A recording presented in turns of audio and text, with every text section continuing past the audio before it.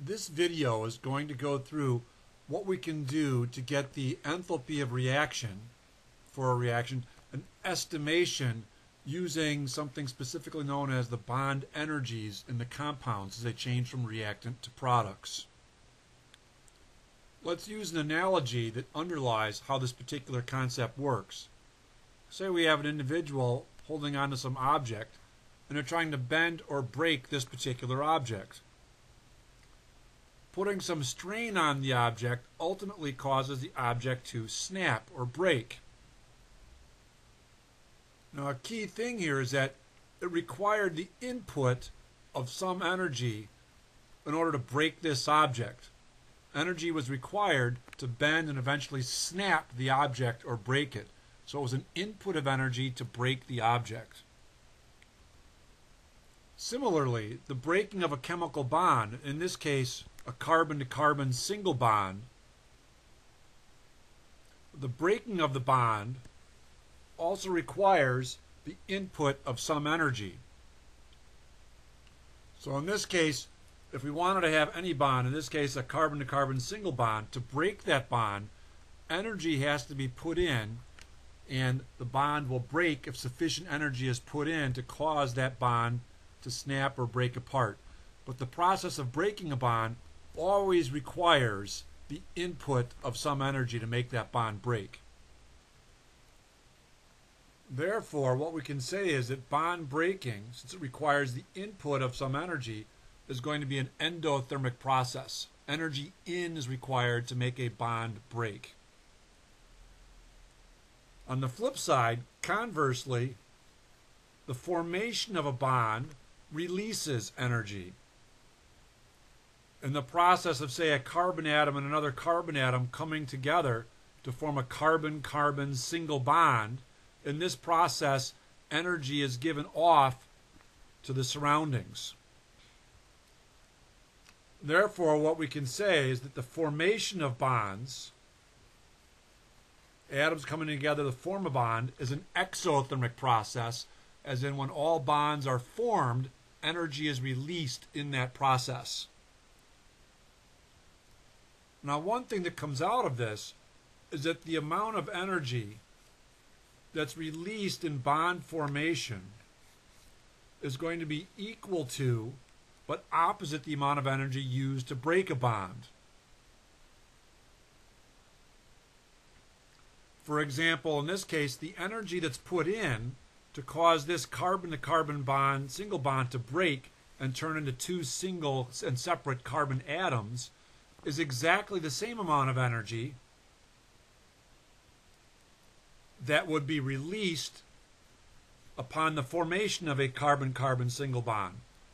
Just as the process of energy going in to break the bond would be an endothermic process, whereas the energy coming out upon the formation of a bond would be an exothermic process. Now, another aspect to consider with bond energy being used to estimate enthalpy of reactions is the implications of double and triple bonds. Now, to break a double bond, once again, energy is required to put in. We have to put energy in to make the bond break. Now, to cause a double bond, or something where we have, say here, two objects that our stick figure is trying to break, the required amount of energy to input to make two objects break is going to be more energy than if we were trying to make or break a single bond. I mean, consider if you were trying to break a single pencil versus take two pencils and crack it. It requires the input of more energy to make the double object break than the single object. This would be true for all double bonds relative to single bonds. More energy is required to break a double bond than a single bond. Continuing with this idea, it requires even more energy to break something that would be a triple bond than we would need for a double bond or a single bond.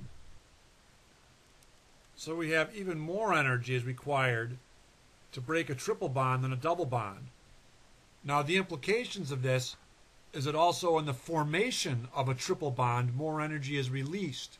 Likewise, the formation of a double bond, more energy is released than in the formation of a single bond. keeping in mind that the breaking of any bond, causing something to break or snap, is an endothermic process, energy in. A same amount, but just opposite is the amount of energy that gets released when a similar bond forms. Now, coming back to our original premise, bond energies can be used to estimate the enthalpy of reaction for a chemical change. The process is to compare the amount of energy that goes in to break bonds with the amount of energy coming out in the formation of bonds as we change from reactant to product in a chemical change. For example, if the energy going in to break bonds is greater than the energy coming out in the formation of bonds, that would be indicative of an endothermic process. However, if in comparing these, the energy going in to break bonds is less than the total energy being released from the formation of new bonds as we move from reactant to product, that would be indicative of that chemical reaction is an exothermic reaction. Let's run through an example to show exactly how one would do this to use bond energies to estimate the enthalpy of reaction for a chemical change. To do this, the first step is we have to use some table of bond energies. It tells us the different energies of, say, carbon to carbon or carbon to hydrogen and other types of bonds. Our first step is we're going to determine the total energy required to break all the bonds in the reactant molecules. Then our second step is we want to determine the total energy released by the formation of all bonds as we change from reactant to products. We'll then compare the energy released to the energy going in, and we can estimate if the reaction is going to be an endothermic or exothermic reaction. Let's do an example. In this case, the combustion of propane. First, we have to write and balance the equation for the combustion reaction of propane. Okay, we now have our balanced equation for the combustion of propane. Our next step is we have to draw the structures of the reaction so we can see what type of bonds are in the reactants and products, so we know which bonds are being broken and which types of bonds are being formed as we change from reactant to product. Drawing the structures of our reactants and products shows us what type of bonds we have. For example, here in propane we have carbon to hydrogen single bonds. We also have carbon to carbon single bonds. Our O2 has an O double bond O bond. CO2 has two carbon to oxygen double bonds. And our water molecule has hydrogen to oxygen single bonds. Our next step is to now look at a table of bond energies. This would be an example of a bond energy table. It shows us, for example, if we have a carbon to carbon single bond, we have carbon here, carbon there, a carbon to carbon single bond is 356 kilojoules per mole to break those bonds, or 356 kilojoules per mole is released upon the formation of a carbon to carbon single bond. Let's first determine our energy going in. In this compound, we have a carbon to hydrogen single bond, and we have 1, 2, 3, 4, 5, 6, 7, 8 carbon to hydrogen single bonds. So we have 8 carbon to hydrogen single bonds that will all be broken. Returning to our bond energy table, we have a carbon to hydrogen single bond has an energy of 416 kilojoules per mole. What we'll do now is take 8, the number of carbon to hydrogen bonds being broken, times 416, the energy of an individual carbon to hydrogen bond, and get a total energy for breaking all of the carbon to hydrogen bonds in our propane molecule. Looking at our structure, we also have a carbon to carbon single bond, and we have 2 of those in our structure. So there's 2 carbon to carbon single bonds. Returning to our bond energy table, we have a carbon-carbon single bond, has an energy of 356 kilojoules per mole.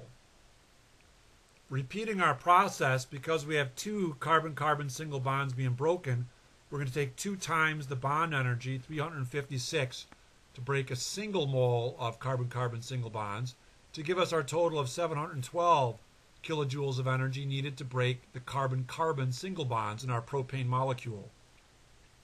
Looking at our reactants, we also have 5 oxygen-oxygen double bonds that need to be broken as we switch from reactant to product. The energy required to break 5 oxygen-oxygen double bonds is 2490 kilojoules. What we'll now do is add together all the energies required to break the bonds in our reactant molecules to get a total amount of energy being put in. In this case, our total amount of energy going in is 6,530 kilojoules to break all the bonds in all of our reactant molecules. We now repeat the process for energy going out for the formation of bonds. Here in our carbon dioxide molecule, we have carbon double bond oxygen. Each CO2 has 2 of those carbon double bond oxygen bonds. We have 3 CO2 molecules being formed, so we have 6 C double bond O bonds being formed.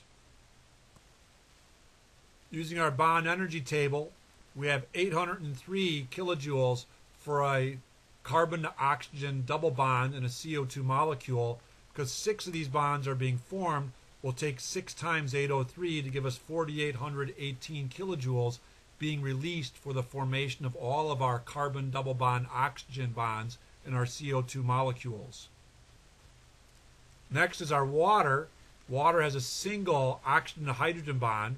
Each molecule contains 2 of these, and we have 4 molecules being formed, so we'll have to do 8 times the hydrogen to oxygen single bond for the amount of energy released from the formation of these bonds in our water molecules. The total energy, again, we have 8 hydrogen to oxygen single bonds being formed.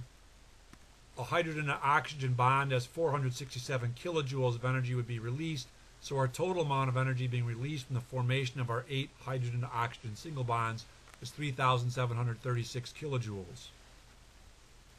Adding up our energy coming out from the formation of all of our bonds, we have our total energy out as 8,554 kilojoules. In this case, we see our energy in to break all the bonds is less than the amount of energy coming out from the formation of our bonds as we transition from reactant to product. In this case, because more energy is coming out than going in, this would be an example of an exothermic chemical reaction. This is a difference of 2,024 kilojoules, giving us our estimated enthalpy of reaction of a negative 2,024 kilojoules. It's negative in here because the reaction is exothermic. Exothermic have negative enthalpies of reactions. This would be how we can use bond energies to estimate enthalpy of reactions in chemical reactions.